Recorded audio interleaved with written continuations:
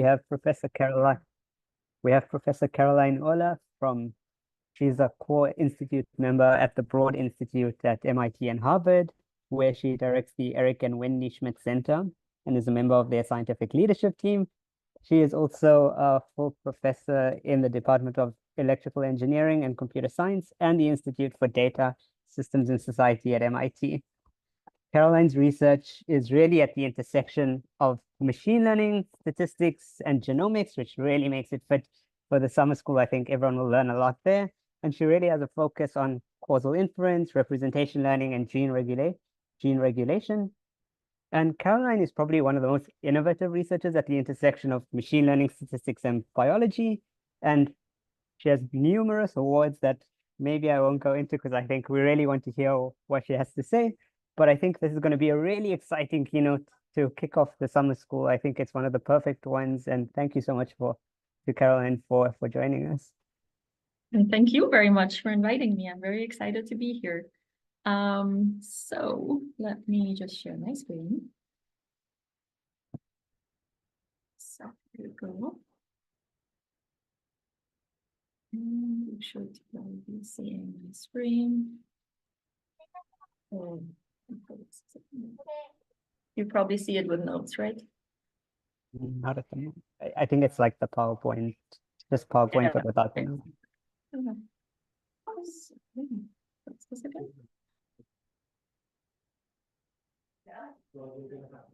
Just have to reshare.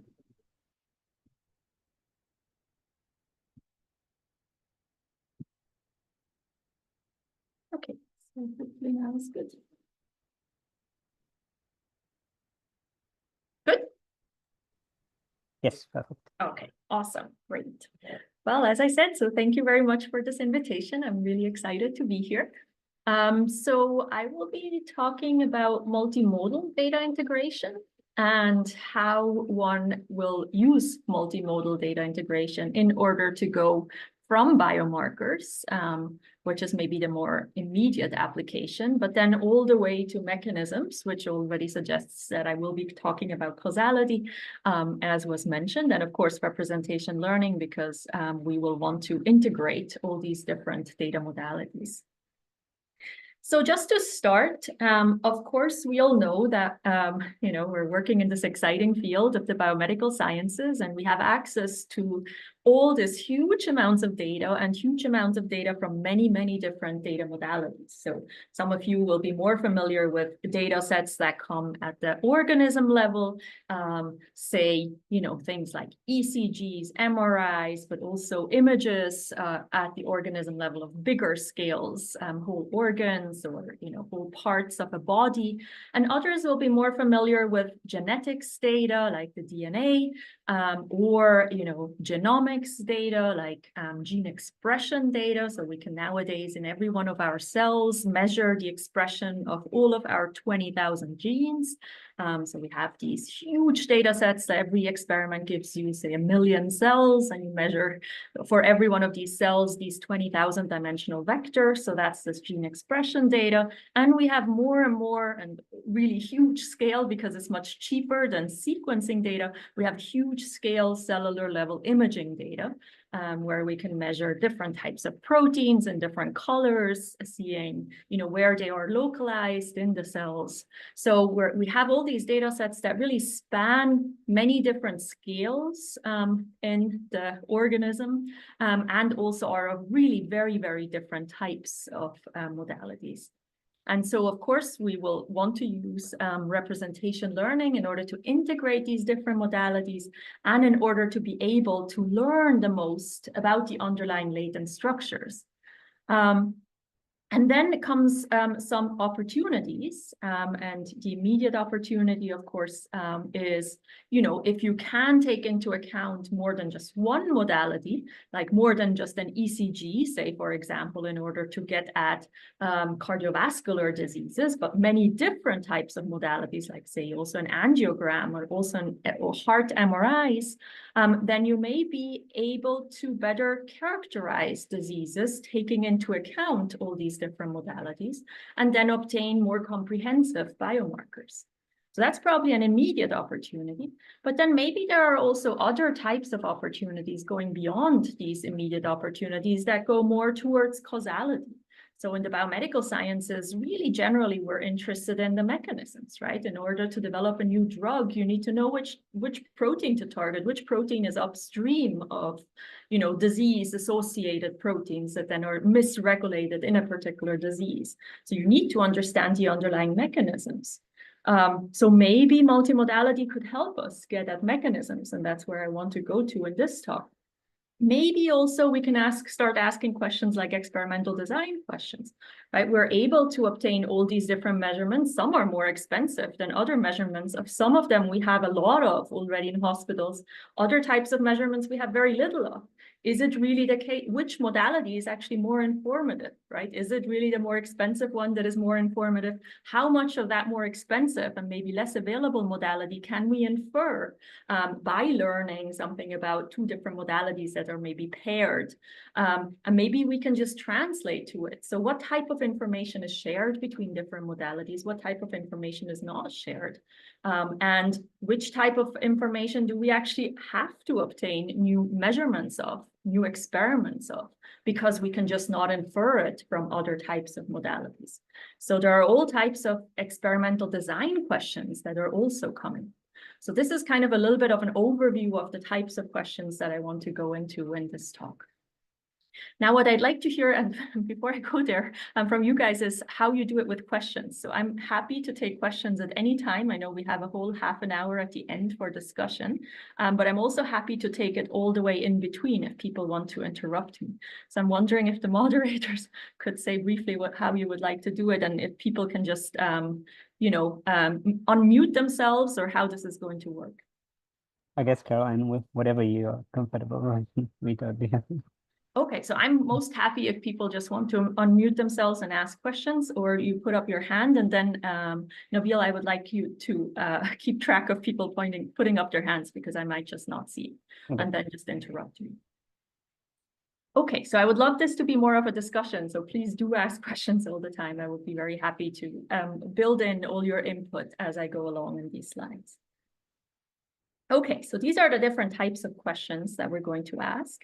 Now, as I said, I will want to get to causality. So why do I want to get to causality? I already mentioned it. So here is just one example, right? If we want to develop drugs, we usually have to understand the underlying mechanisms in order to know what we need to target, which type of protein we need to target.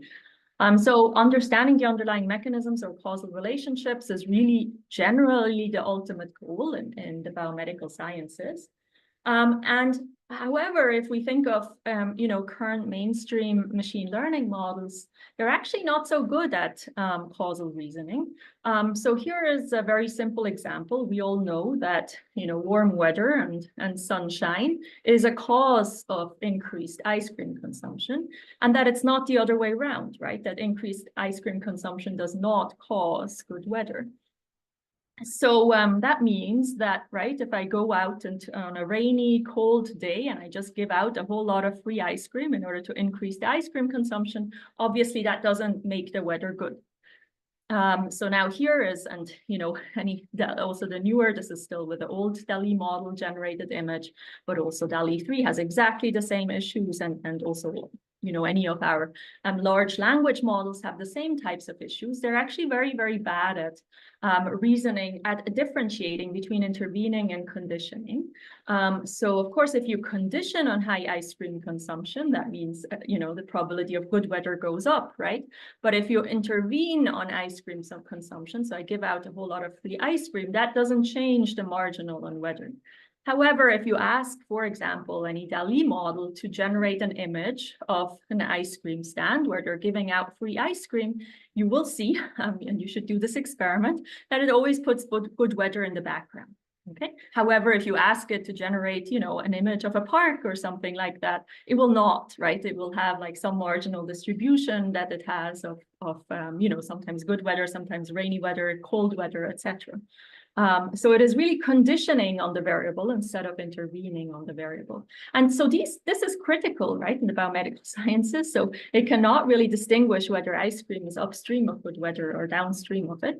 But these are the types of things. I mean, we need to be able to predict what happens on a particular intervention on a gene. And, you don't want to predict that the genes upstream of it are going to change. Obviously, it will only change the genes downstream of it, or proteins downstream of it. So there is an issue here, and of course, this means that we do need new and better models for these types of applications. Okay, so Caroline, I guess there's a question in the chat before you move on to the next one. So, Ekaterina, if you'd like to unmute yourself. Sorry, can you hear me? But this was more question to the end that I didn't want to interrupt. It was not the question to the slide, but more end session question. That's why I type it. Sorry. Okay. Oh, okay. It's okay. We'll do it later then. Yeah, sure. Thank you. Sounds great. Perfect. Okay, a discussion question.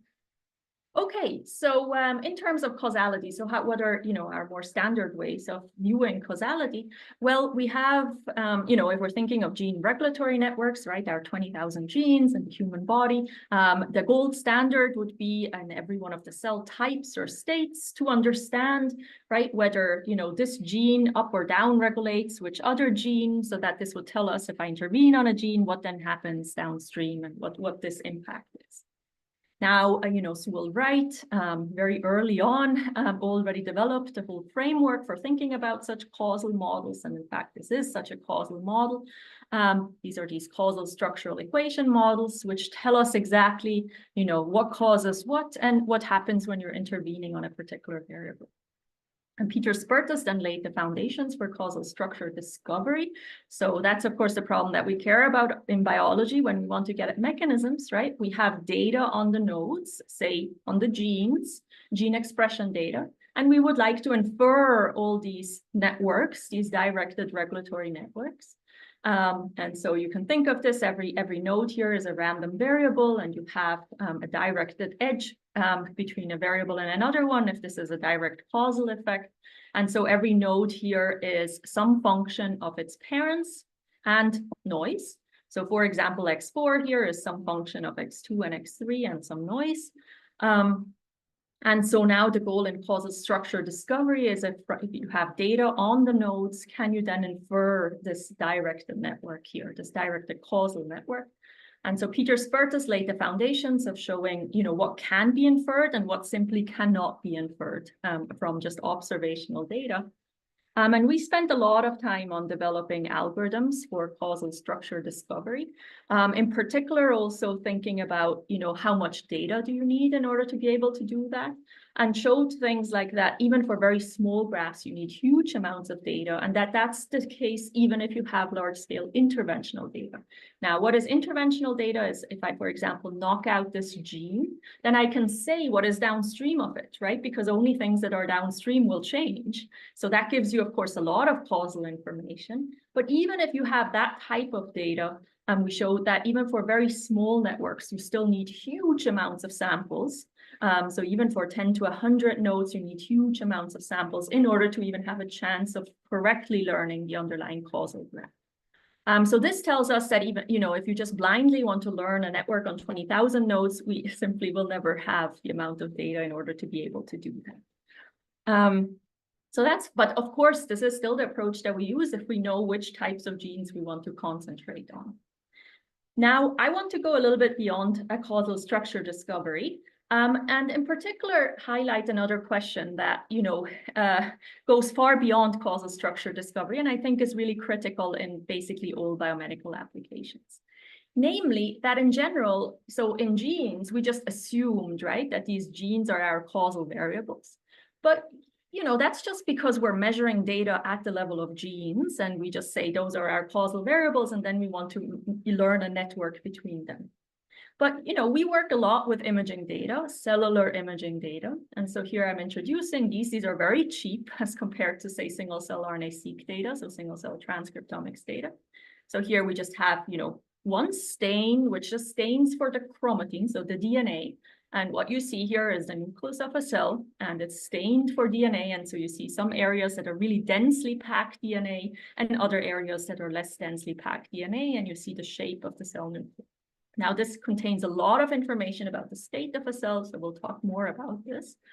But what is clear, and there is a whole lot of imaging data where they have performed large-scale perturbations. So add the drug, knock out the gene, etc. So because it's so cheap, right, there is a lot of such types of data where different perturbations were performed.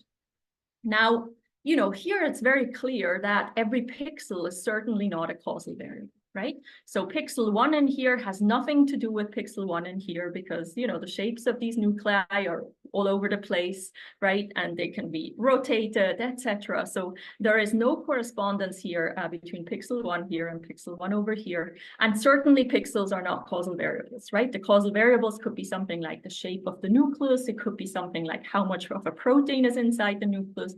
It could be something about the shape of a cell. It could be something about how densely packed the DNA is in different places, etc. But we don't know actually the causal features, right? So it's very clear here that we first need to learn the causal features. All that is given to us are these images after different types of perturbations. And so we simply don't know what the causal variables even are. So it is not just a problem of learning, a network when I have data on the nodes. I don't even know what the nodes are. Okay, so this is really the problem that we often have in the biomedical sciences. It's much harder than just causal structure discovery. So these are the types of problems that we're currently working on. And so I'll be talking mainly about these types of problems.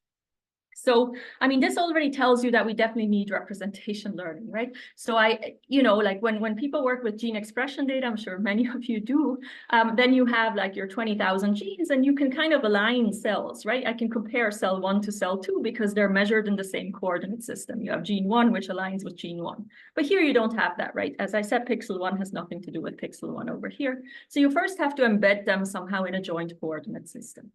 Now, I will be talking a lot about autoencoders just because we have a pretty good theoretical understanding of algorithms and of autoencoders. And I'll also tell you about what this is and why we love our autoencoders so much. Okay, so autoencoders, so I already introduced these images of these cells. And, these autoencoders, I'm sure everyone here is familiar with, right? It's just, you can take any modality that you like, and you're going to embed it into a latent space. So this is your joint coordinate system where I can view all of these different images together by just minimizing reconstruction error through 2 neural networks. Okay, so I'm trying to keep a latent space here that contains as much information as possible about, say, my images, namely so much so that I could reconstruct these images. Now, okay, so what we really use these autoencoders for is for multimodal and data integration. So what can you do with it? So here I have many different data modalities, say data modalities at the cellular level, but we can also integrate across different scales. And so I've already talked about these cellular images, right? I've already talked about gene expression data. So per cell, now I have 20,000 dimensional vector. There are all kinds of other measurements that you can do at the level of cells. And we would really, and this is these experimental design questions, I already said, this data is much more expensive than this data. So are we able to just translate from cheaper imaging data to this more expensive single cell RNA-seq data? How much of it can we infer? How much of it can we not infer? So those are the types of questions. And then, of course, in the latent space, now, if I have many different modalities taken at the same time, well, maybe that gives me a much better representation of a cell than just one of the modalities separate. Okay, so these are these integration and translation questions that are really critical in the biomedical sciences. And so, so there are some settings where the data sets are paired, meaning I can, for example, and this is actually possible, you can measure RNA-seq, so transcriptomics, and ATAC-seq, so another genomic modality, in the same cell. So I actually get it paired. So that means that makes it easier for integrating both modalities, right? Because I can just add, say, a contrastive loss because I need to now know how to align the 2 latent spaces. So you get here 1 latent space for RNA-seq, 1 latent space for ATAC-seq. So the question is, how do I align the different latent spaces? So if you have paired data, right, then you can either use a contrastive loss in the latent space, or you can just use some distance between two cells and say that, hey, if the data comes from the same cell, namely it's RNA-seq from one cell and ATAC-seq from the other cell, I just enforce that they have to be close together. Okay, so that's when you have paired data. Caroline, Now, unfortunately, can I yes. interrupt you? I think Yeah, there's a please. question about latent spaces. Jake, if you'd like to unmute. Thank you. Hey, Caroline, this is really, really interesting. And apologies if you said this already, but I just wanted to sort of delve a little bit more to make sure I'm understanding what you said properly. So is a latent space kind of like doing like a dimensionality reduction then to like keep as much information as possible in smaller dimensions, and then the decoder will then restructure it or reconstruct it based upon that? Is that what's happening? Very good question. Right now, that is what is happening. So you can think of an Okay. autoencoder as doing some type of dimension reduction, something like a nonlinear PCA, and it is trying to keep as much information as possible to then be able to reconstruct it. I Oh, will fantastic. change this dimension reduction part afterwards, but for now, yes. Oh, fantastic. Thank you so much. Yeah, thanks for this clarifying question. I think this will be very important for the next step. Okay, so I talked about paired data. Now, often we also have unpaired data, meaning, in fact, you know, for many years, now this is changing a little bit with spatial transcriptomics, I'll talk about it. But, you know, generally, often when you get any measurement of the cell, like say like this imaging or staining of a cell, it means you have to fix the cell and thereby kill the cell. So that means that you cannot also get the same cell and its transcriptomic information. So you cannot also do single cell RNA-seq on that cell. Similarly, if you do single cell RNA-seq, you cannot also stain the cell. So that means that you'll have always unpaired data. So I can have a population of cells, and then I take at random some out and I do this imaging stain for them. And at random, I take some out and I do this single cell RNA-seq stain on them. But I don't know, you know, I can only get one of the two measurements. And in fact, this will already relate to causality and people who do like interventions, right? Usually you have an individual, you can either give this individual a drug or not give it the drug, but you know, when you have like these studies, right, you never have the individual with the drug and without the drug. You might have the individual without the drug, but at a different time point. So you never get to see the individual at the same time point with the drug and without the intervention. So there you have exactly the same types of issues that you don't get paired data. And so then the question is, how do we do it then, right? So how do we know how to align these latent spaces if we don't have paired information? Now, what you can do then, and I'll show you how this works also on the next slide, is you can use distributional losses in the latent space. So as I said, if I take a population of, say, T cells, immune cells, and at random I take out some for imaging, and at random I take out some for sequencing, I know that the two distributions should be the same, right? Because I at random just selected some cells.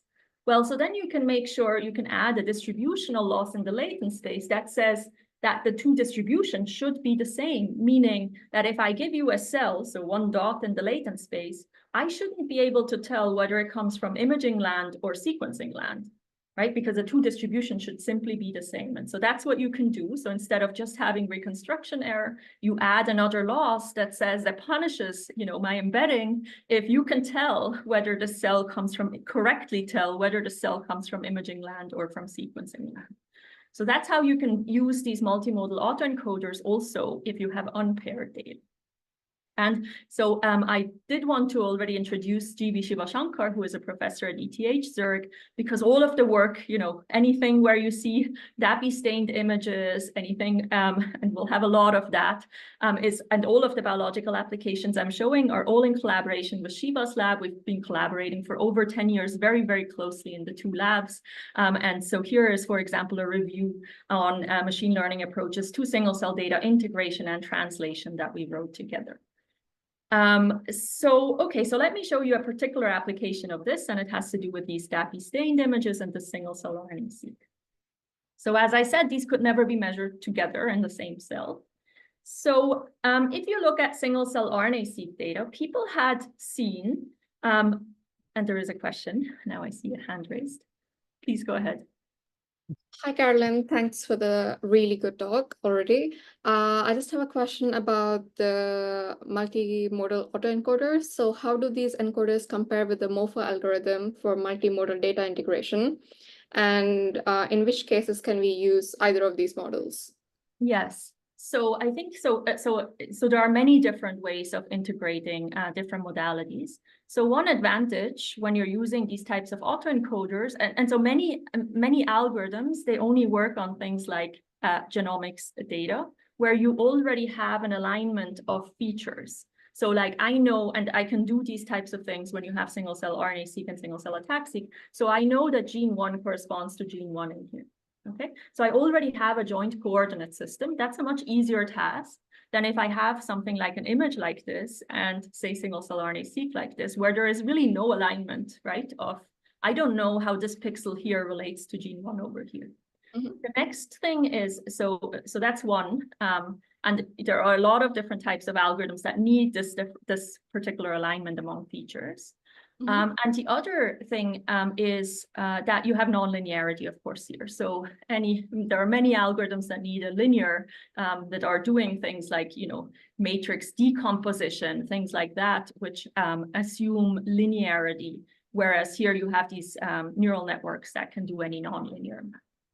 Right. And one other question is, why does it matter to not know that if a single point is taken out, if it comes from imaging data or RNA-seq data, wouldn't it be more informative if we know exactly where it's coming from?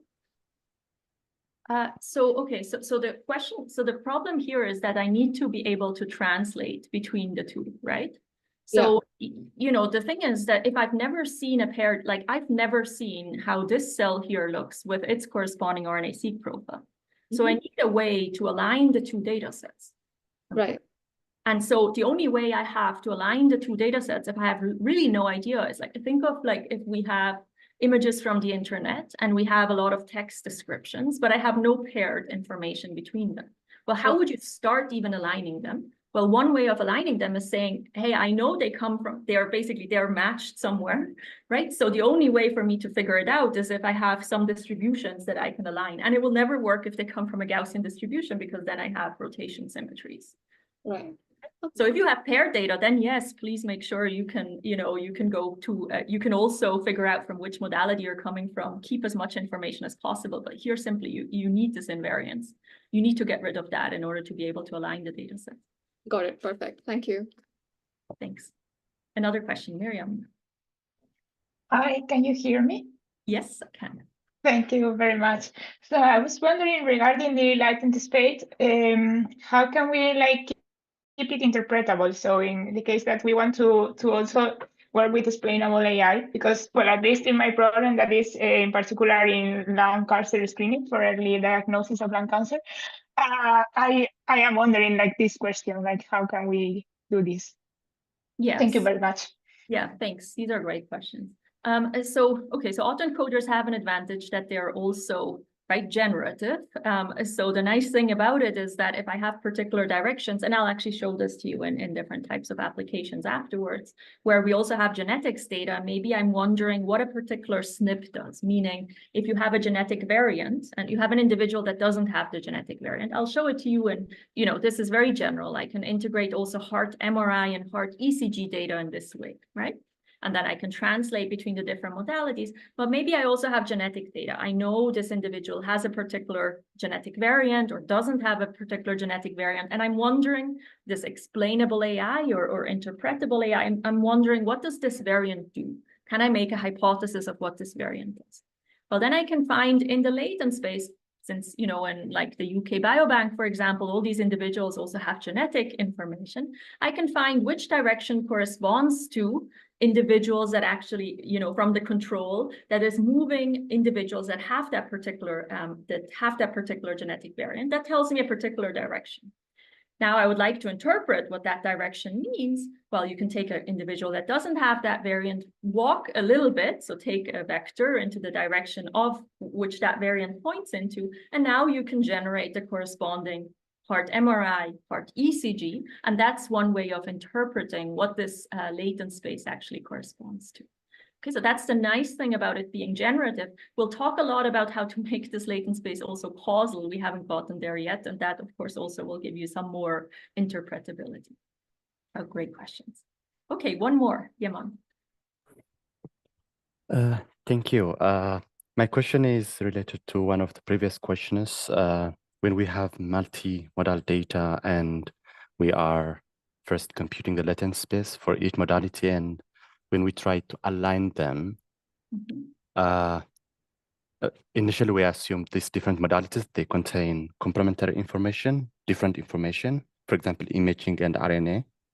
They might have different information, but when we try to align them, aren't we losing some useful information because we are forcing the representation of the image and the RNA to be similar?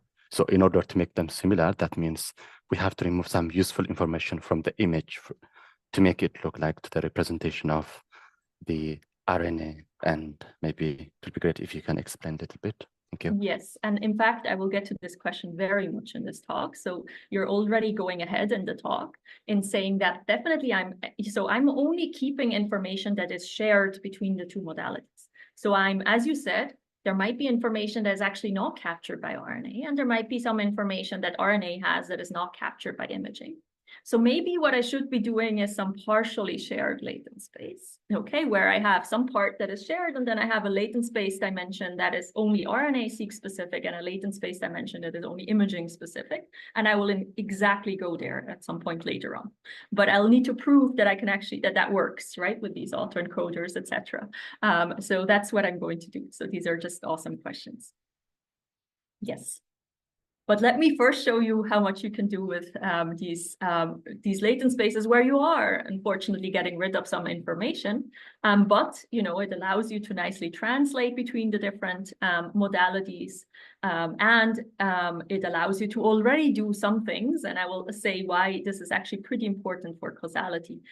This particular shared latent space without the additional components where, you know, you have some imaging information that is lost and some expression information that is lost. So we'll for now go on with a simple model where, you know, we're only keeping shared information. And so here is just the first application. So people noticed when they were looking at single cell RNA-seq data of immune cells, so just T cells, when they took them in the naive state, if you just cluster them, you actually see very clear two clusters, which are here shown in blue and green. And one of these, they're all naive T cells. And one of these clusters is actually closer to the activated state. So we will call this cluster the poised state, right? That's already closer to the activated state. Now, Shiva's lab, I already introduced him. So they do a lot of imaging studies, and they looked at these T cells from an imaging perspective. And they found there that there are two different populations. One that has more densely packed DNA, so that's known as heterochromatin, at the outside of the nucleus, and one that has more densely packed DNA at the inside of the cell nucleus. And they also noticed that these actually are functionally different, that the ones that have the DNA, the hard DNA in the inside, those cells are actually softer because they don't have the hard shell of DNA at the outside. And that is actually important because they were able to activate them more quickly, so they can more easily pass through barriers, you know, in the blood vessels, etc. So it's suggested that these are maybe, so we didn't know yet at the time that these could maybe correspond to these green cells over here that we saw in RNA-seq. And so we were able to confirm that by these models where we're able to translate from one modality to the other modality without ever being able to actually measure them in the same cell. So these are the types of things that you can start doing by translating between these modalities that you can actually never measure together in the same cell. Now, here comes the question that was asked before about autoencoders and dimension reduction, okay? And so I said that the models that we used for that study, yes, they were the standard autoencoders where the autoencoders do dimension reduction. So they go from a higher dimensional space, you try to, you know, go to a lower dimensional representation that keeps as much information as possible. That's your standard autoencoder, okay? And you try to minimize reconstruction error. Now, of course, in recent years, we know that neural networks have, and in this in particular, in the classification setting, have really only become very successful once they had many, many more parameters than the number of samples that you're trying to fit or classify. Okay, so that means our standard neural networks that are used in all applications are highly over-parameterized. In fact, they can all be and are trained to basically zero training error. And still, right, we have this thing that we now understand, right, that zero training error, meaning that you can interpolate the training data, can actually be very good and you can still generalize, right? And so this is just this, there's this nice theory now around it of why, zero training error doesn't mean that you cannot generalize. You can still very well generalize in many of these models. And so now then that means, well, maybe we can go even a step further. So if we need larger and larger models because they actually do better and better, that's what, many of the empirical applications are showing. Well, then maybe we should just go to the limit of infinitely wide neural networks. And, so generally, when you make neural networks larger and larger with more parameters, that comes with a computational price, right? So generally, there is this balance that you need to take where you can probably not, train these super, super large neural networks, although you would like to. So then the question is, well, if we go to the limit of infinitely sized neural networks, well, now what is exciting is that they actually correspond to something that you don't even have to train. Okay, so you can write this down in closed form. That's known as this neural tangent kernel. So suddenly, right, you needed more and more computational resources, but in the limit, you actually don't need them. You can write down what this solution is, for in this case, in a classifier setting, for these infinitely wide neural networks. Now, recently, we have actually worked quite a lot with these very, very large neural networks, right? Because it is intuitive that you should be, if you want to, if you know empirically that, larger and larger neural networks do well, then maybe the infinite limit is actually also interesting. And in the infinite limit, you can start proving things because now you have a mathematical object. And in particular, we were able to fully prove so now you only have one thing that you can choose, right? So you have an infinitely wide neural network. So you cannot choose anything about, how many latent layers, etc. you have, right? So how many latent variables, so the width, etc. of your neural network. So all you're really choosing is just the activation function. And so we fully characterized the activation functions that are actually optimal. Okay, so you can now show, so for a classifier, optimal means Bayes optimal. And so we showed that, none of the neural activation functions that people are using, anything like ReLU, leaky, ReLU, sigmoid, etc., like any of these, none of them are optimal. But there is actually a class of functions that are optimal, and they're even not so complicated. Okay, so they are things like, third order polynomials that give you an activation function that you can actually use in applications. So that's in the classification setting. Now, of course, in the biomedical sciences, we care much more about the representation learning setting and also the generative setting. So then the question is, does this tell us anything about autoencoders, right? So autoencoders, as was the question, right? We generally go to this, and that's the, we generally go to this lower dimensional representation. So, but maybe all this, everything that has been shown in the classification setting, maybe that should tell us that maybe this is actually not the best way of learning latent spaces. Maybe we should also be over-parameterized. And so what does over-parameterized mean for autoencoders? Well, we'll actually, and from now on, all the autoencoders are going to use are not going to be dimension reduction, but we may be going to a much larger dimensional latent space than what we started off with. Okay, so we're going to go here, like how it's written here, we're going to go to a latent space that could be much larger than whatever the input dimensions are. And so now you have to ask yourself, well, this is crazy, right? Because now, I can train this to zero training error as we had in the classification setting for all of these over-parameterized neural networks.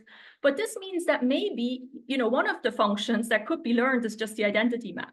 That whatever image you put in, I have enough parameters in the latent space that I could just keep the image the same, not even change it at all in the representation, and then map it back to the same image. That gives me zero training error. But, so if that was the function that was learned by these autoencoders, then that would be useless.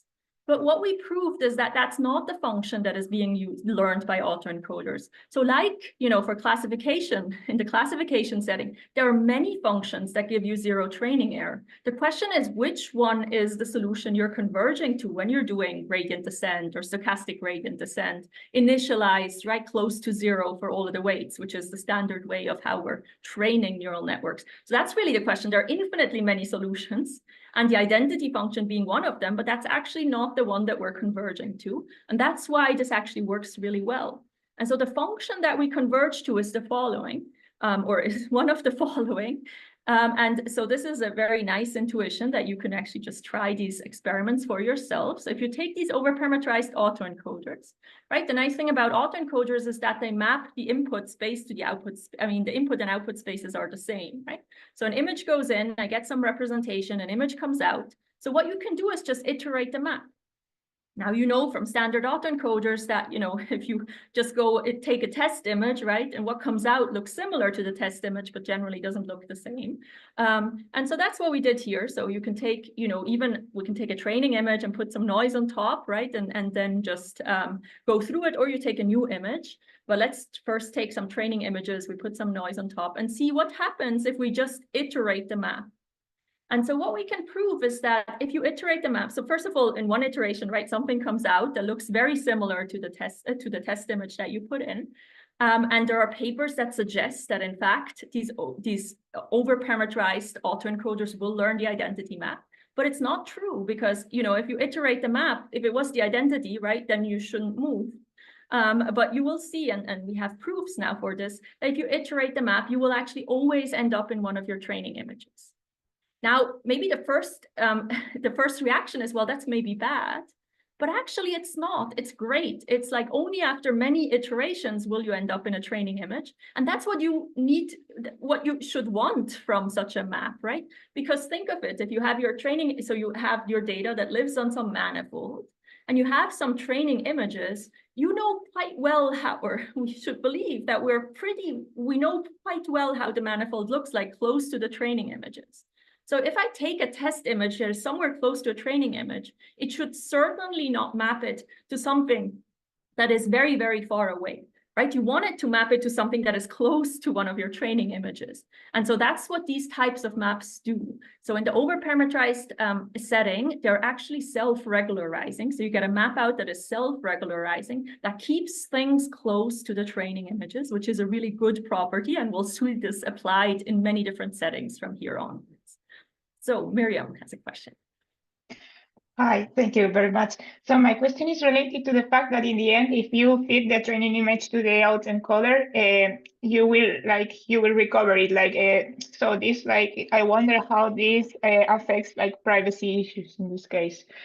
Yeah, hugely. So I mean, this is one of the conclusions of this. So I have worked previously in privacy, now for a long time, not anymore, but this means that, right, you should not be sharing trained models, because, here, even if I put in noise, I can actually find back one of the training images. We have done things like this, like actually encoding full Mickey Mouse movies, where you can just put in noise, and after iterating it many times, you get back to the full Mickey Mouse movie. So it has huge implications. And, you also have to be worried about any other model, not just the overparameterized one, because they also have tendencies of doing exactly this. Here is just that we actually have a proof that they do this. So these are great questions. Thank you very much. So, so these are the types of models that we will be using, and we're always using in all applications. So I'll show you one, and I already mentioned spatial transcriptomics as one application. So spatial transcriptomics is nowadays, which is really amazing. We can actually get these images, these DNA stained images, together with expression information of, say, hundreds of genes, not all 20,000 genes, but like hundreds of genes. So now we actually have paired data. So we were able to validate again that we can really translate from these images all the way to single-cell RNA-seq data. Okay, so think of this image as having, say, 500 channels, where every one of the channel is one gene, and how much expressed it is. So every dot in here would tell you whether this gene is expressed or not. And then it also has another channel, which is, DAPI, which is like the chromatin stain or DNA stain that you can also get out of these. And then, of course, because it's spatial, right, I get to see the whole tissue. This is a tissue in a mouse. That's a brain slice in a mouse. Well, I also get to see the neighborhood, which cell is close to which cell, which you don't get in single cell data otherwise, right? But here we get it actually spatially resolved inside the tissue. And so now here come our multimodal autoencoders. So we get this joint latent space where every dot is a cell, right? Every dot is a cell and it has information, and the two cells are close by. If they are close in terms of their gene expression profiles, if they have similar neighbors inside the tissue, and also if they have similar chromatin stains. As was asked before, right? I'm throwing out information that is not shared among these modalities. I'll get back to that.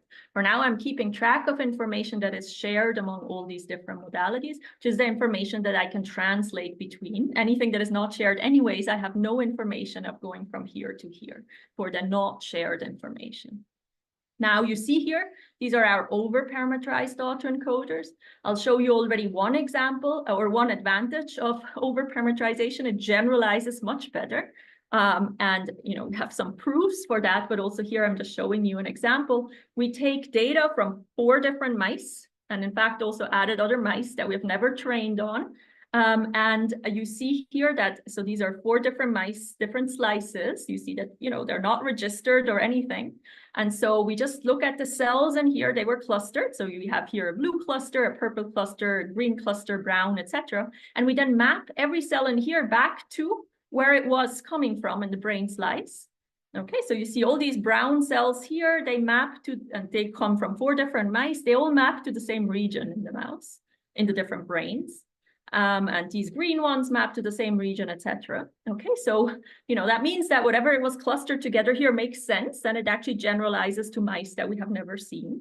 But when you use your standard autoencoders, they actually have really, so there is huge batch effects in this data, even bigger than if you work with single cell RNA-seq data. It's much bigger in spatial transcriptomics because you also have, right, how your, not every tissue slice, as you see here, comes from exactly the same region of the brain. And also, of course, brains are structured differently in different mice and also in different individuals.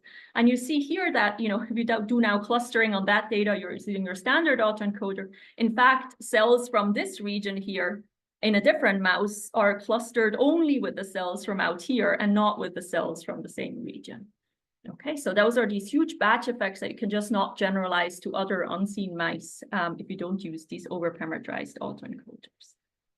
Now, what are the types of things that we can do? Well, okay, so you can translate between different modalities. So we proved here again that, we can actually translate, just use these images to actually predict the gene expression profiles and do all of the analysis that people would do based on gene expression, okay? Without ever seeing gene expression, we can take a new mouse, we only get this cheap modality, and we can identify all the different cell types, we can identify the cell type markers, etc., just based on this information here.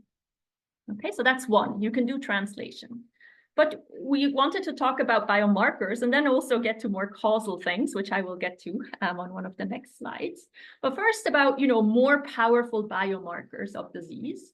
Well, this is an Alzheimer's model. So we actually also have a stain. So one more of the color channels is plaque. Okay. So we can now ask ourselves, well, which ones of the pixels are most indicative for having plaque nearby? Okay. And so then, you look at the gradient, right, of this prediction task in the latent space, you map it back to your original modalities, and you see here these activation maps of like which pixels are most indicative for having plaque nearby. And you can now overlay this. So these activation masks were now overlaid in this picture where I also, using gene expression, right, I know which types of cell types these are. And you see that these activation maps, they're highlighting not the full nucleus or not the full cell, right? They're always highlighting only parts inside the nucleus. And also, people were, so they talk a lot in Alzheimer's about microglia that are disease associated. So generally, they thought that, microglia that are close to plaque, they actually show different gene expression profiles. But you see here that, while this microglia is highlighted as being disease associated, as being predictive of plaque, this microglia isn't. Okay, and so maybe there is more than just being close to plaque, and maybe there is a way of getting better biomarkers if you can actually identify which microglia are disease associated and which ones are not. And so here, this is where, having extremely strong biological collaborators is extremely important, because if I look at this image, I couldn't tell what this neural network may be paying attention to. However, when Shiva looked at this image, he thought that, wow, it seems to always be picking up regions in the nucleus that have very, very densely packed DNA. So this heterochromatin that I told you about. Well, now that there is a hypothesis, let's actually test it, right? So now we take all the cells, and in fact, you see that if you just plot the pixel intensities, they will come up for every cell type. They will come out to be bimodal, which is pretty amazing. And you can just say, okay, this is heterochromatin, this is euchromatin. Okay, so densely packed DNA, this is not densely packed DNA. And for every cell, we now just look at the ratio of heterochromatin to euchromatin, so not densely packed. So that's what we have here, heterochromatin ratio. And for every cell type, we look at the log average gradient versus the heterochromatin ratio, and you get very, very nicely correlated results, really suggesting that one of the important features that the neural network is picking up is something about heterochromatin to euchromatin ratio inside all of the cell nuclei. And now you have a very nice biomarker, right? You in fact see that in every cell type, and this was not known at all, right? It was always thought we have microglia that are disease associated, but in fact, in every cell type, we see that heterochromatin to euchromatin ratio is going up in Alzheimer's disease. And this is particularly interesting because in aging, heterochromatin to euchromatin ratio goes down. So Alzheimer's disease is actually compensating even more for heterochromatin to euchromatin ratio going down by actually making different regions of the DNA much more densely packed, which is a very interesting biomarker of disease. And once you know that, we can also find better transcriptional biomarkers, say of microglia, because before what they were doing to identify gene expression biomarkers for microglia, they just took all of the microglia that are close to plaque and did differential expression analysis of these microglia versus microglia that are far away. But now we can, of course, we would only take this microglia, not this microglia, and possibly other microglia that are highlighted, that seem to be disease associated based on their chromatin packing, and then we can get much, much cleaner biomarkers of disease, even for the microglia.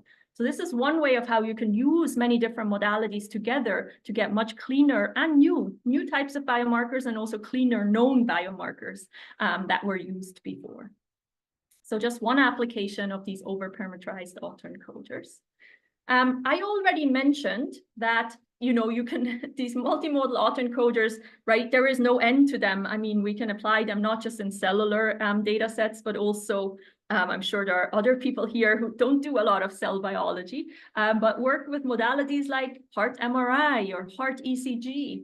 And so that's, and here we take the UK Biobank. So wouldn't it be amazing, right, if you can translate from easy to obtain heart ECG to very hard to obtain or a much more expensive heart MRI for individuals where you've never measured the heart MRI. So you can use exactly similar types of algorithms and again see, how well can you reconstruct it? What types of disease associated phenotypes from the MRI are you actually able to read out already from the ECG, although you didn't know it? Things like left ventricular mass, right, which is always done based on these MRIs. How can you read it out from the ECG? In fact, you can. And so these are the types of things that you can learn by doing these multimodal autoencoders. And I already mentioned interpretability and new approaches to genome-wide association studies, where you would like to figure out what are variants that are associated with a particular phenotype, and give you interpretability, because I can now take a particular individual that doesn't have the genetic variant and see what would happen, or how do I predict that this individual's ECG or MRI would look like if the particular person would have this particular genetic variant. So that's how you get interpretability from these types of multimodal latent spaces. Also, we showed in here, and this is probably also something that you may may have hypothesized, right, that if we use multiple modalities, maybe the genetic variants that we find that are associated with different heart phenotypes, well, they might be cleaner because we're using different modalities, because we're using, we're saying, and this goes back to the question about, we're losing information, but maybe that's actually okay, right? Because often we find, and that's the problem in causality, the problem in causality is not to find associations. The problem in causality is to throw out associations that are not causal. So to identify the ones that are actually coming from real causal relationships. And so here you can see these integrated latent spaces as keeping track of information that we're very sure of is there, because it is actually contained in an ECG, and it is also contained in an MRI. So it is really something physiological and has nothing to do just with how you're measuring the physiology. And so maybe it is intuitive that, in fact, doing a genome-wide association study in this latent space that is only keeping track of information that is shared might actually give you much cleaner results in terms of, what types of genetic variants you're identifying in this latent space. And that brings me now to causality, okay?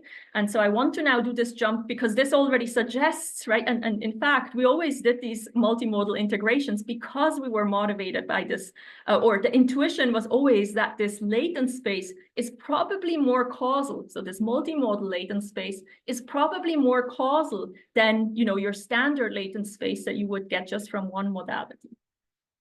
And finally, we also have the proofs for it. But first, just one more time, the intuition for why we maybe actually like these latent spaces that do throw out some information. But, they keep information that is there, no matter how, in this case, no matter how you're looking at the cell, right? Whether you're looking at the cell, and so causal information should always remain there, right? No matter whether you're looking at the cell from the top or from the bottom or from the right or from the left. So no matter of whether you're actually measuring it using imaging, using transcription, using, for an individual, if you're looking at the heart state, using ECG, using MRI, etc. And so that was always the intuition. So invariance with respect to how you're measuring the system should actually help you throw out associations that are not causal. So associations that you can actually only see if you're looking at it from a very particular viewpoint. Now, of course, and this was already mentioned, well, there might be some causal information actually that I can only identify in one modality or the other.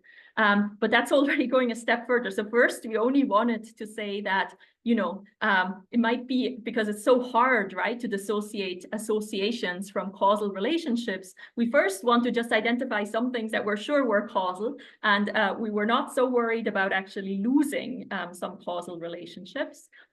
But we did become greedy and exactly go the way that was suggested in one of the questions before. So we did want to do these, we did take this point of view of like, yes, some causal variables will be there and they are represented by all the different modalities. So these would be these Z1, Z2, Z3. Okay, so these are these shared causal variables. But there might also be some causal variables that, I can only identify from, say, RNA-seq, or that I can only identify from a heart MRI and I wouldn't see in a heart ECG, or another variable that I can only identify in cell imaging that I wouldn't see in cell RNA-seq. And so now we got to questions about, identifiability, right? So all of our empirical results suggested that, even in the GWAS setting, right, we got much cleaner results. It suggests that we can actually identify something causal, that these latent spaces are much better as, just your standard latent space that you just get from one modality. And so we were finally, although we always had this intuition, we're finally also able to prove something like this.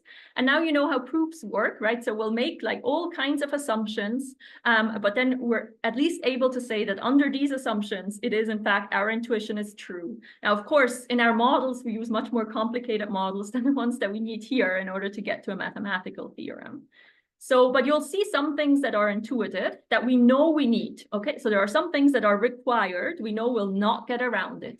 So non-Gaussian distribution. I told you at the beginning, right? When we have unpaired modalities, there is no way for us to align two distributions if they're Gaussian. We simply don't know how they should be aligned. So we need non-Gaussianity. So this is a required assumption.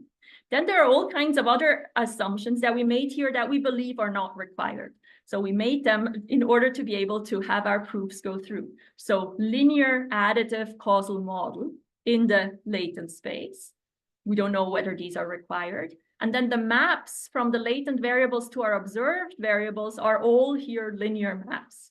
Okay, again, not clear that this is required, but required for the particular proof that we have. So we need this linear additive non-Gaussian noise model in order to use linear ICA results for the proof. But what is really interesting is that now we do have identifiability results. So the more interesting part is the first part of the theorem. So that the number, so first of all, we don't even know how many causal, I told you right at the beginning when we're starting with our cells, we don't know what the causal variables are and how many there are. Is it the nucleus shape? Is it, how much protein is inside the nucleus, etc. So, but here what we can prove is that the number of shared causal variables is identifiable. And also the joint distribution among these causal variables is in fact identifiable. Okay, so these are the types of things that we really care about the most. And then, a second step, as I said, okay, so you could also go to causal structure discovery, etc. There, if you want to do causal structure discovery, you'll need a couple more assumptions in terms of the graph structure that is allowed, etc. But I think the first part is the one that we are very excited about, of like that I can actually identify these, causal variables of how many I have, and also this distribution of these causal variables. So finally, we had some proofs in terms of that, this multimodal integration is indeed what you should do in order to get to causal relationships, or in order to capture causal relationships and even causal variables. And you can even do this if you have, as was suggested, right? So you can even do it or at least theoretically, it suggests that we should also be able to do it in these partially shared latent spaces, right? Where we have some information that we assume is shared among all the different modalities. But we also have information that is not shared, that is maybe specific, that I can only see in imaging, or that I can only see in gene expression, or that I can only see in ataxia. And so this theorem somehow suggested that, well, since it's identifiable in these simpler models, well, maybe we can build autoencoder models or other types of, models, representation learning models that can actually learn these partially shared latent spaces. Okay, so this is an example of how you go from theory to actually then developing a new type of model that can do exactly that.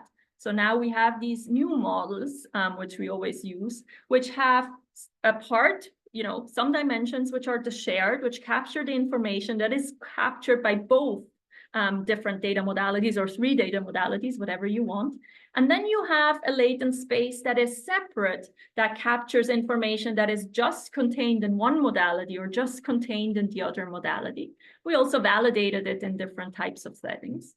Now, this is critical for experimental design, right? For understanding which modality is more valuable than another, or what is information in a particular modality that is not captured by another one. What do you need to measure in order to get the full picture of a particular cell? Or, is a particular protein already, the localization of that protein already captured by another protein or by another stain like the DNA stain? So these are the types of questions that you can now answer with these types of models that were really motivated just by, our theoretical understanding of what can be identified based on these causal, when we actually get causal representations out here. Okay, so that's bringing multimodality and connecting that to causality. And I do see another question. And Miriam, you also have your hand up. I don't know if that was from before, but let's start with Haoye. I hope I said the name right. Hello, can you hear me? Yes. Oh, great, thanks. And I have 2 questions. My first question is how you define and quantify the shared information and the loss information besides the shared information. And my second question is can your model apply to the unpaired data sets? Can my model do what? Sorry. To unpaired data set. Which Unpaired. means Oh, perfect. yeah. Unpaired. Okay. Yes. Okay, so how do we define shared information or not shared information? So, so shared information is information that I can then translate to the other modality, right? I can keep some information about the other modality. Unshared information is something that, it doesn't contain. So for example, here, there is things that, so I go to a simpler setting here, which is where we did validation. Where we have a tag-seq and RNA-seq. This is the simpler setting because I already have features that are aligned at the level of genes.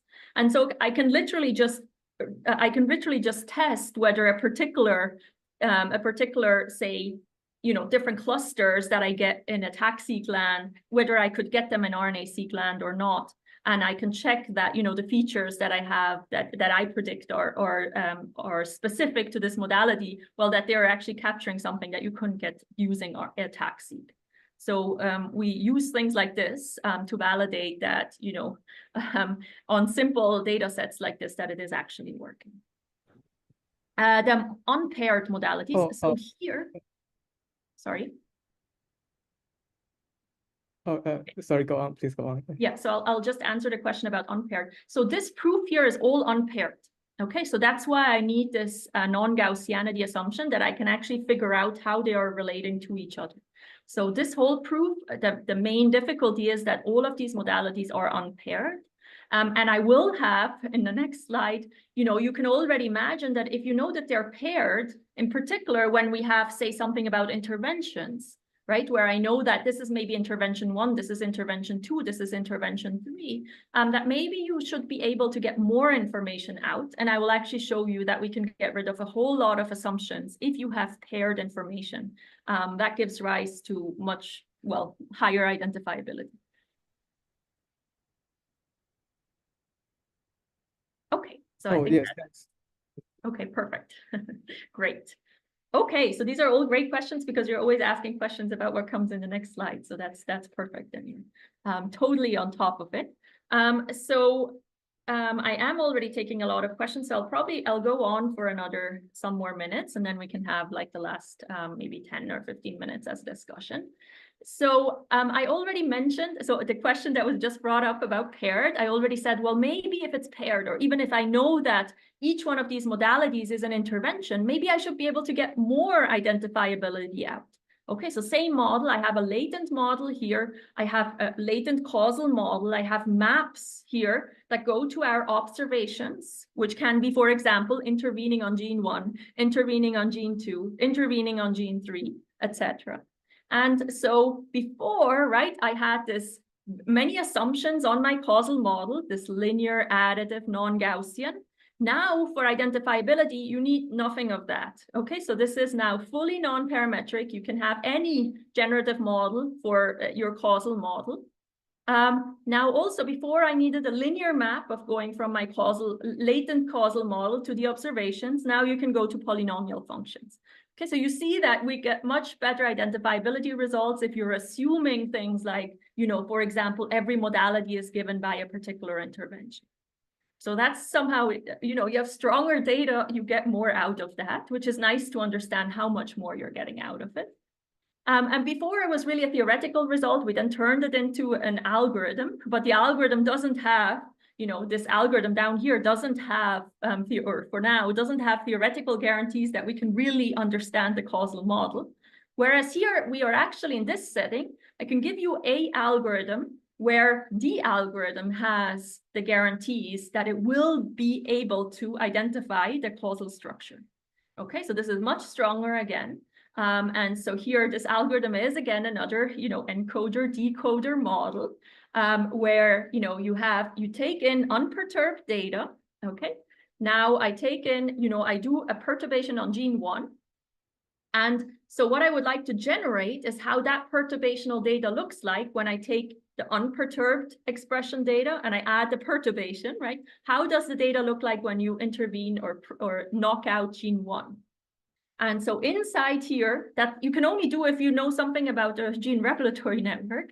So inside here in this model, there is a part that actually learns a directed causal network, which then predicts what happens when you intervene on that gene. So what it has to do is somehow map an intervention, say I tell you I'm knocking out gene 1, well, it has to map that knocking out gene 1 to one of the nodes in the causal model, and then from there predict how the gene expression profile looks like under that intervention. Now, again, as in many of the previous problems, I never get to see gene expression data unperturbed and perturbed at the same time. Okay, so you never get to see how this particular cell looks like with the knockout and without the knockout. So I cannot do a matching at the cell level, but I can do something again at the distributional level. Here we use max mean discrepancy. You can use any types of distributional losses. This doesn't really matter.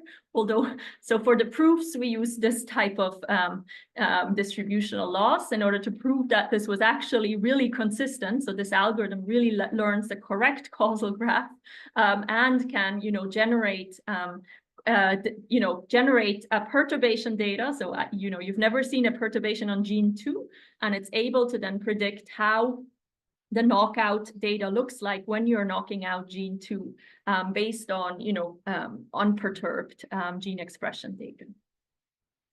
So that's the types of things that you can do that go much beyond what we had before in our in the multimodal setting, where the modalities are not intervention.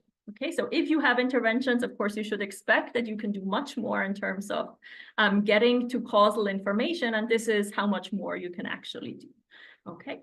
So we have algorithms, we have much weaker assumptions, and we have algorithms that provably then give rise to the correct causal underlying causal structure or causal regulatory network. Okay, so I had one more part here, which I will jump over because I really want to get to this and then have enough time for a discussion. So we in the Eric and Wendy Schmidt Center, we organize machine learning challenges. Now, of course, there are a lot of machine learning challenges around, and machine learning challenges are generally in this way where, I give you a data set, I hold out some data, you do a prediction task, and then we're going to evaluate your algorithms based on the held out data.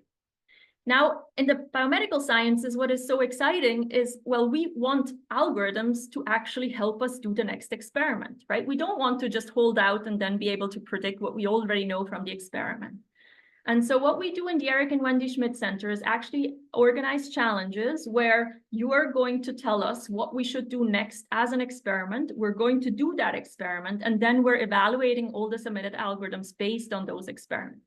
Okay, so they involve new experiments in the loop so that you actually get to see how well your algorithms do on new experiments. So we did one last year on cancer immunotherapy, and we had over 1,000 participants from all over the world. So we want to have more this year.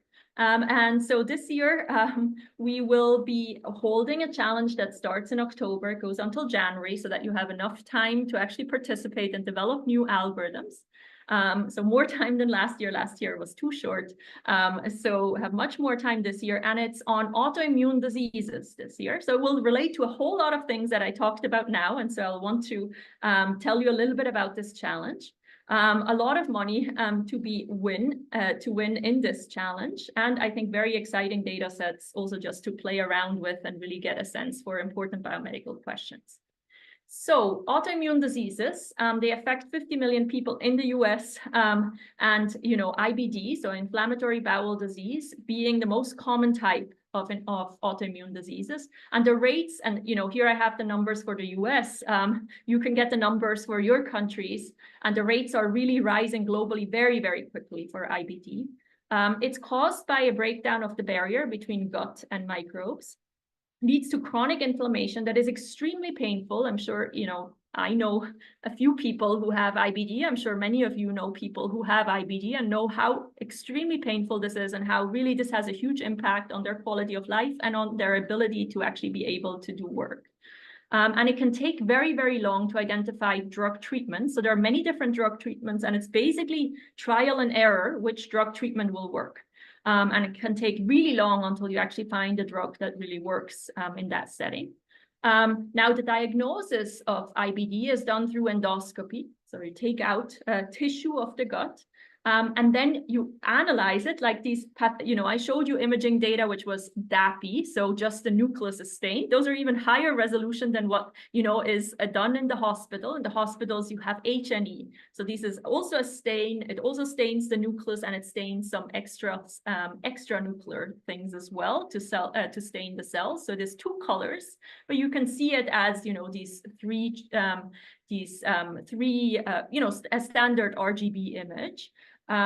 So that's H&E images. There are millions of H&E images in hospitals. Even just looking at gut tissues, anyone who does an endoscopy will have that H&E image slice. It will be saved in the hospital, and these are the types of images that you get. Okay, millions and millions of these types of images are available in hospitals.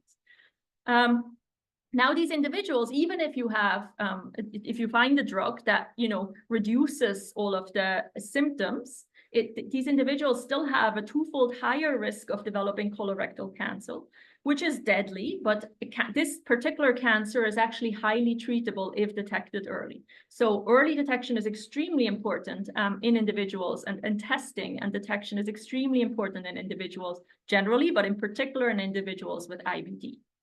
So here is the challenge, and so it will relate to the cancer risk, and it will relate to, all of the data, the types of data sets that we have talked about. So H&E, this data that is available all over the place, very cheap to obtain, and there is huge amounts of it available in all hospitals. Spatial transcriptomics, also that you can now get at the tissue level, right, since a few years. Very expensive, very time consuming, so you'll only get it on very few tissue slices. However, high resolution, and it provides a functional view, because now we get to see for, say, 500 genes, right? Every gene and where it is expressed in the tissue. And remember, again, if you want to do something about drug discovery, you want to understand which protein or which gene you should try to target because it is misregulated in the particular disease setting. We need this functional view in order to develop targeted therapies and understand how this particular individual may be different to another individual with IBD, and then try to predict which particular drug may work in that particular individual. Okay, so a lot of this data, very little of this data. And so the question is, of course, can we translate between the two? And then maybe can we do something about early cancer detection? So here are the three different challenges, or challenge parts, I should say. So everything is one challenge. Everywhere there are monetary prices for each one of these. So the first one is in painting and translation task. So we have paired spatial transcriptomics data and H&E data, where we have, 500 genes, or we give you 450 genes. And so we're leaving out some areas in the spatial transcriptomics data, and we're asking you to predict the gene expression pattern in these held out areas. So that's an in-painting task. But also we're leaving out full spatial transcriptomics data of some slides of an individual, which we have collected, and we're asking to translate from the H&E to that full slide of gene expression data. Okay, so that's a translation question. So we have here an in-painting question and also a translation question. Now we get a little bit possibly harder. So I said in spatial transcriptomics, we had to choose 500 genes. So you can still not do all genes at the same time with also H&E and other types of stains. So in here, we had access to 500 genes, based on biological knowledge. These were chosen in order to be able to see different types of cell types. But really, there are so many genes that we didn't measure, right? And we would like to know which genes we should have maybe measured that were better than these 500. So here we are, even in the first challenge, we actually held out. I said we're giving you 450 genes out of the 500 that we measured. So now we're asking you to predict these 50 genes that you have never seen before in the spatial transcriptomics data. We actually got them. And of course, you need more information to do that. So we're providing the single cell data, which is not spatially resolved, right? But it measures all 20,000 genes at the same time, again, paired in some of these individuals. And so now you should predict, what are these missing genes? Like, how do they look like? Okay, so now you already saw that this is all on held out data, right? I promised you that, what this challenge is really about is you telling us what is the next experiment to do. But of course, last year we had over 1,000 participants. We're not able to perform over 1,000 experiments. As I said, getting spatial transcriptomics data is extremely expensive. So we're using these first parts in order to select which experiments we should run in the end. Okay, and people who do well in these first and second parts, they will actually have their experiments done in the third part. So what is the third part? Well, now we're getting to cancer, okay? So a pathologist, actually, when they're getting these slides, they're able to annotate regions that look like the areas that will develop into cancer later on. However, functionally, nothing is known about what these cells actually are. Like what makes these functionally, the particular cells different than the other cells. So we don't know what their gene markers are. We literally don't know. So, so what we're going to do here is we were good at, taking an H&E image and predicting how the spatial transcriptomics looks like for that H&E image, even for genes that you have never seen. You should be very good at telling us which genes should we actually color, right? In order to then identify markers for these particular precancerous regions that we can then use, in order to develop novel drugs, be able to better identify which individuals are at risk, etc. Okay, so for that, we need to get a functional view of what these precancerous regions look like. For now, we only know how they look like based on pathologists who annotate them. For me, nothing looks different in this region, but for pathologists who will annotate them, and then we'll need to translate this into which genes we should actually be using in a new panel. And we will then do these new spatial transcriptomics experiments and again, validate everyone, okay? So even if, your gene panel wasn't chosen, you may still be able to win here by having predicted the best genes that were then validated in these new experiments. So I'm highlighting this again.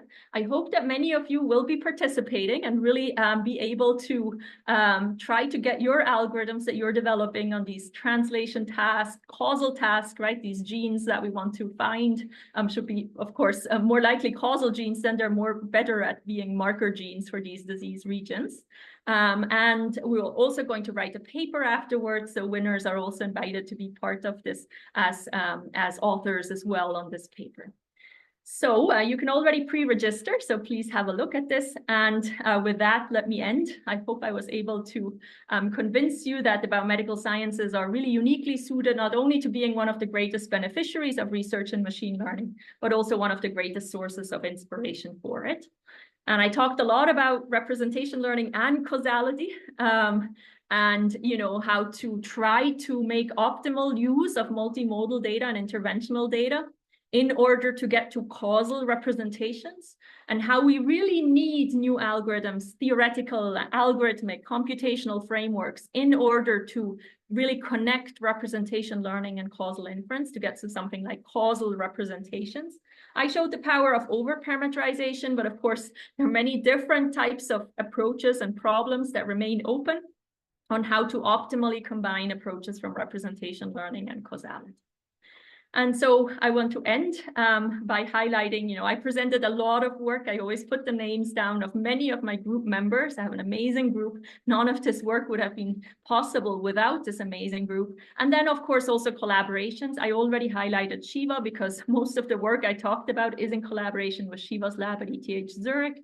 I also talked about work in collaboration with other PIs at the Broad, Xiao Wang on star map data, so the Alzheimer's disease mouse slices, Anthony Filipakis and Stephen Lubitz on the cardiology data, so the heart ECG MRI data, Matthias Sturton on the theoretical work on multimodality and how to get to causality, and then Misha Belkin on the over-parameterized neural networks. And of course, thanks also to all the funding, without which it would also not be possible. And so with that, I thank you already for all the amazing questions. And I know there were already discussion questions, so I would love to start with those. And maybe I'll go back here so that you guys can have the website and pre-register there. No, thank you so much, Caroline. Like, I think this talk was really mind-blowing, I would say, and definitely from my side, there'll be a lot of reading post your talk as well. It really inspired that. So let me jump to a few questions in the chat. So I'll mention who the person is, and I guess they can unmute themselves and ask the question. So Ekaterina, I think you had the question on lipidomics. Hi, yeah, sorry for the first time. I should have mentioned that it was a discussion question. Thanks a lot for the great talk. Maybe the question is a bit out of the scope of the talk, a bit maybe lower level, to be fair. When it comes to multimodality, now we do like a lot in clinic, like omics, and everybody's hyped quite a lot.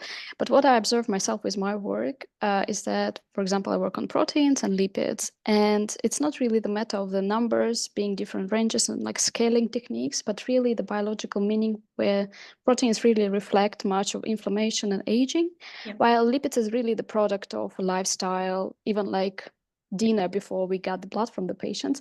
But still, we would like to integrate both frames because they are more important for us. What would be the mechanistic to integrate them, like at the integration level? I understand we can correct for age and sex further in the models, but exactly the integration step, how do you deal with that? Yeah, so these are great questions. Exactly the same frameworks work also for lipids and proteomics. So proteins, I mean, some of these imaging data sets actually have protein stains as well. So so we integrate these as well. And here you would do exactly the same. So multimodal autoencoders work.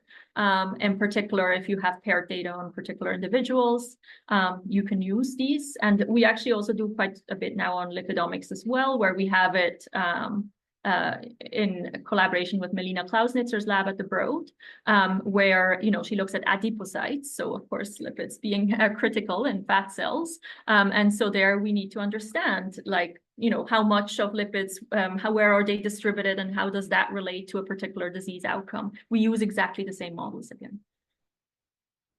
So great question. Thank you. And Lingen, I think you had a question. Yes. Hi. Thank you for Caroline for this your presentation. And my question is basically about identifiability, because you mentioned about the latent graphs. So how do you basically deal with the situations where that the assumption about shared latent nodes or their connection to the dataset might not hold? And what approaches do you suggest for basically you ensuring the identifiability in more complex data sets, where this ideal conditions basically cannot be fully met? Thank you. Yeah, so these are great questions. So I would like to highlight that, you know, just because here we have these types of assumptions doesn't mean that we actually really need these assumptions for identifiability. It's just that under these assumptions, we're able to prove identifiability. We have nothing in there that says that these are assumptions that are required for identifiability, other than the Gaussianity, which we need non-Gaussianity, we know that. But that's not a problematic assumption in data sets, right? Where that's why it's actually important that we use many different cell types together, where for sure you will not have Gaussianity, because, right, they will be all types of different clusters. So that's one important part. But I think, you know, it's also suggesting like this. So here, although we had like all these additional assumptions in order to make, you know, the proof work out, well, you know, there's always this, I mean, we'll never be exactly at the place with theoretical guarantees as we are with things that work computationally. And so I think there always needs to be a balance. I mean, I don't want to not use this model, which actually in applications we can show based on known, you know, known kinds of features that we know are only contained in RNA-seq, or we know are only contained in ATAC-seq. We see it works. We also see again it works on, you know, all kind. I mean, we used it in 4 different modalities, also imaging, etc. And so we know it's able to pick up the things that we already know about, and so we validated unknown things, and then we find new biological things which we then experimentally validate, but we still don't have theoretical guarantees. But I don't want to be in a place where I only use things that have theoretical guarantees, right? I want to be also able to develop things that have some theoretical understanding and grounding. So I think this is important. But, you know, it will always be this balance, right? Here we went from things that we always had the right intuition, then being able to prove it, then from these proofs, being able to develop new computational models based on our intuition. So I think it will always be a back and forth. But just note that, you know, these assumptions don't mean that you need these assumptions. They're just minimal assumptions needed for the proofs to work out. Thank you for your answer. It's fascinating because there's a lot of debate, when I say in this field. Basically, it's the fundamental philosophy of you holding a Platonic view or a more application view of how models and assumptions are working together. But you are stating the answer very clearly. Thanks for your answer. Thank you. And then, Caroline, there's a question that for me to read out. So the question is from Manuel, and it's: biological systems often have feedback loops, while in causal structure learning, we are often trying to learn acyclic graphs. Does this cause problems in practice? And if so, are there ways to mitigate this? Yeah, these are really great questions. Okay, so let me go back, and this is maybe again philosophical and applied, etc. So you know, for me, what matters is that it works in applications. Now, when you have this causal graph, I actually never, so you know, I showed you at the beginning all these results about that we show that we cannot do causal structure discovery. Even if you have huge, I mean, you can only do it with like millions of samples on like 10 nodes, okay? And otherwise, and these are results that that as was brought up before, we know these are impossibility results. So you'll just not be able to do it, okay? So then, you know, and that's even when we have just directed acyclic graphs. But we know every model is wrong, right? And so, but some are useful. So I know that whatever the causal model is that I'm learning here is not the truth. It's not how the real gene regulatory network looks like. It doesn't have, you know, we know gene regulatory networks have cycles, they even have self loops and things like this.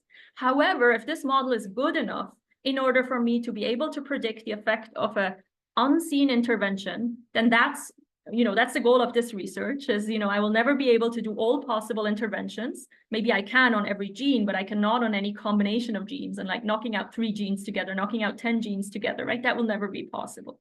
So I need models that are good enough in order to be able to predict the effect of an unseen intervention.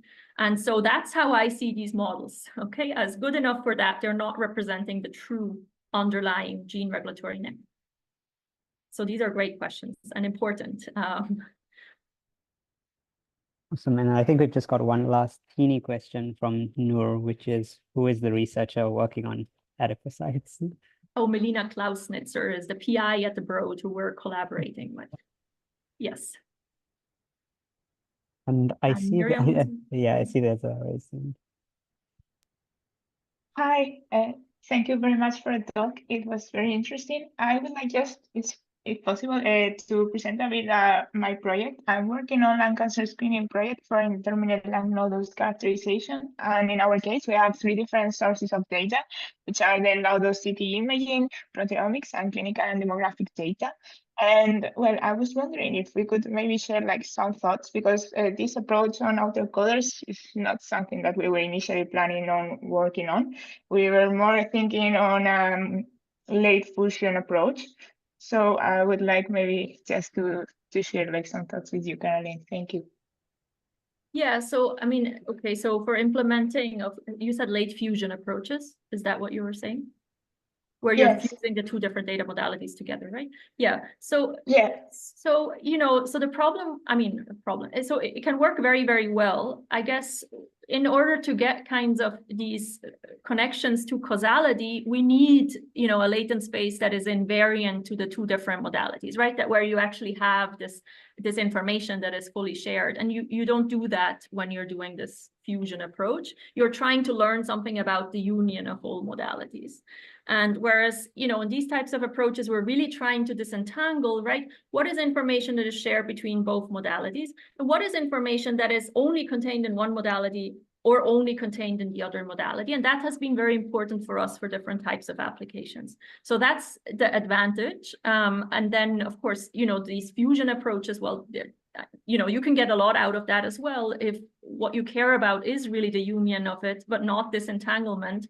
Then that's that will work very well.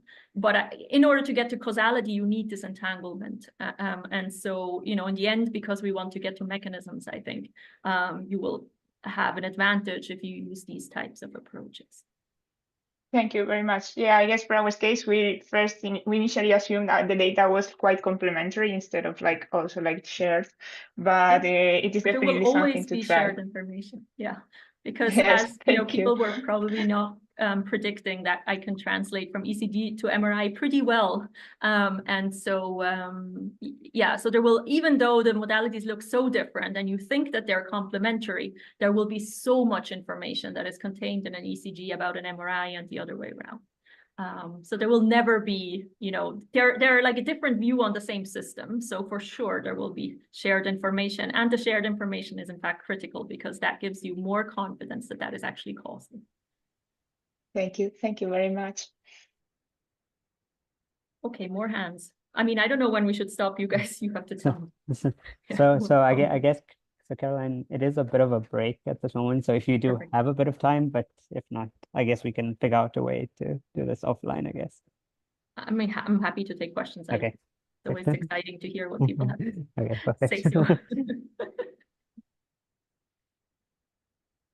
Hi, Caroline. Sorry, one last question. Did you implement these models on temporal data to predict future time points of patients? Yeah, actually great. And I didn't talk about it at all. So yes, so we have a model where we did optimal, so it's Karen Yang is the first author, the same first author as we had, oops, what am I doing? Oh, this is odd.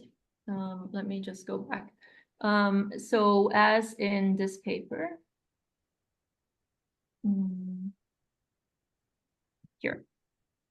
So the same first author, Karen Yang. And so she looked at settings where, we also have, so that was in breast cancer. So the question that we were asking ourselves is, if you want to do early detection in cancer, one of the difficulties is that somehow if I use pathologist annotations, I'll always only be able to train my models at the time when a pathologist can identify cancer, right? So how can I go earlier than a pathologist? Well, I'll need to somehow be generating data of how it looked like at an earlier time point. Yeah. And so we did this in the breast cancer setting, where we had, data from different stages, which we embedded into the latent space. And then we used optimal transport in order to move between different time points in the latent space. So again, we have populations of cells, right? So we have optimal transport in order to move between these different populations. And then try to move backwards towards the more healthy state and ask, well, how early were we able to detect whether the cells went off to, becoming fibrocystic, for example, now in the breast cancer setting, or they were still looking like the normal cells. So yeah, so these are very important questions, and you can do things like this in the latent space. We did it using optimal transport. All right, that is very cool. Thank you. Yeah. Okay. Can you hear me? Yes, I can. Yes, thank you so much for your talk. So I have a quite similar question, also related to some longitudinal study, because for the time series data, as previous one have mentioned, it's not only about the value itself, because the value level can affect lots of things, but the ordering from the time interval perspective, we can measure those temporal events, also as some different intervention data, but even the same intervention data, they happen at different ordering and they cause different causality things. So when related to the mathematical modeling, it may not only a single causal graph, it may cause may result in a more complicated hypergraph. So I was wondering how, or any suggestion you get into this perspective. And another question were also related to quite a practice scenario, like for different modality, even we have different encoder to encode their information, but it's already very hard for us to decide the dimension of the lantern vector. Then even we mapping them or align them within a single big lantern space, it's quite even more complicated for us to decide what kind of dimension should we decide for this lantern space. It's a density one, a sparse one, or something like that. So yeah. Let me actually take that question because I have much more to say than the first one. So the second one, and this is actually important and I should have said it. So you have many more advantages of this over-parameterization, namely that these models, they will stabilize. So you probably know if you've used autoencoders that if you go into a lower dimensional space, it matters so much how to choose the dimensions, right? Even the clusters that you get, like which cells are clustered, change. In the over-parameterized setting, we also have proofs of that, right? So at some point, this doesn't, so here we're actually showing it in this paper. We go to a 5,000 dimensional space or an 8,000 dimensional space, it doesn't matter. You get the same clusters back. And so that's the amazing thing is that it will stabilize and it actually, so you have to go large enough so that you can train to zero training error. And I said something about more variables than the number of input. That's not quite right? You have to be higher dimensional than what the manifold is where the data lives in. So if you have 20,000 variables, for sure, 20,001 will be enough to get to zero training error, but probably, right, gene expression data doesn't live on a 20,000 dimensional manifold. And so really, we just have to go to over-parameterize means that we can train to zero training error. And so often how we would do this is we would first do PCA of our data, understand which ones of these data modalities is that one with the highest intrinsic dimensionality. For us, it is generally the imaging. So people who work on gene expression always think that there is more information in gene expression. We always end up with the imaging modalities having a higher intrinsic dimensionality. And so that tells us where we kind of start, okay? So say, okay, you start at 5,000, you see that, that can train to basically zero training error, and you change to 7,000 or 8,000, you see that nothing changes in terms of your clusters. That's perfect, okay? So you get like very, very robust models by these over-parameterization. So you don't have the questions that you were asking about. So that's another huge advantage. Also, optimization is so much easier, right? It's just much better. I mean, you can imagine, right? If you have like crumbled up, so if you're going to a lower dimensional space, even linear things are not linear anymore. So if you're going to a higher dimensional space, anything will become easier, right? In particular, even like optimizing your functions will become easier in the higher dimensional space. So you have just so many advantages when you're using these models. And I should have said that. That's a great question.